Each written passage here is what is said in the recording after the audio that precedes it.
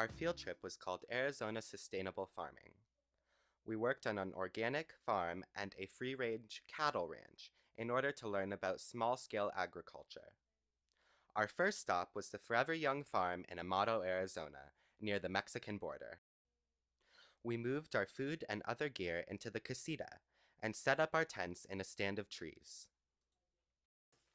Our hosts John and Yang have been running this certified organic farm for 13 years. An organic farm uses no chemical fertilizers or pesticides. Their main crop is garlic. We started planting on Monday. To plant garlics, you just put a single large clove of garlic into a furrow of soil. But before you plant garlic, you have to pop it out of the regular garlic bulbs. When we popped garlic, we sorted it into two categories. Big cloves would be planted, small cloves would be donated to the local food bank. Then we planted, and planted, and planted, and planted some more. It was very exhausting work. We took a break from planting to harvest a bunch of frost-bitten pumpkins that were then donated to the community food bank. John had hoped that we could plant 30 rows while we were there, but in just 4 days we planted 46 rows, about 46,000 cloves of garlic. Without our help, they would never have been able to plant so much. Last year, with VVS's help, they tripled their garlic production. It should grow even more this year. After leaving the farm, we stopped in Tucson to visit Biosphere 2, the biggest greenhouse in the world, which was designed so scientists could perform experiments in conditions not normally found in Arizona. For example, here we are in a tropical rainforest, in the middle of a desert.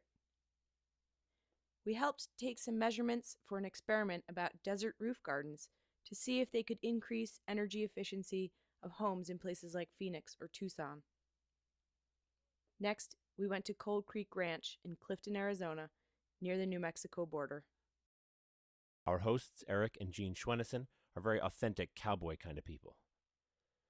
The ranch is totally off the grid, pumping its own water from wells or collecting rainwater, and generating all its power through solar panels. Ranching in eastern Arizona is very hard because there is so little rain, which means there's very little water or grass for any cows. But Eric explained that cattle ranching is one of the best things you can do for that kind of land, because the hooves of the cows break up the soil so it will hold more water, and because their manure adds nutrients to the soil so plants can grow. We did not actually see very many cows. Ranching, it turns out, is mostly about driving around repairing things that are broken. First, we helped to bury the main water line to the house so that it would not freeze in the winter. We dug a huge trench and cut out a shrub out of the way.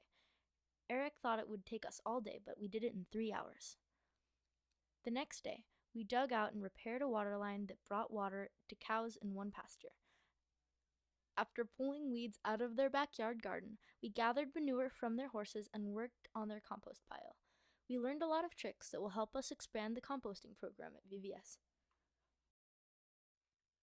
Because erosion is the biggest threat to the land, we spent a lot of time building rock dams, small V's of rock that help to slow the movement of water during floods, which allows silt to settle. Eric showed us the dams that last year's field trip built.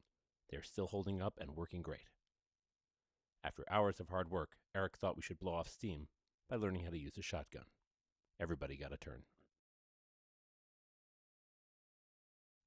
As we said goodbye to Eric and Jean and headed back to school, we knew that the things we had learned and the friendships we had forged would not soon be forgotten.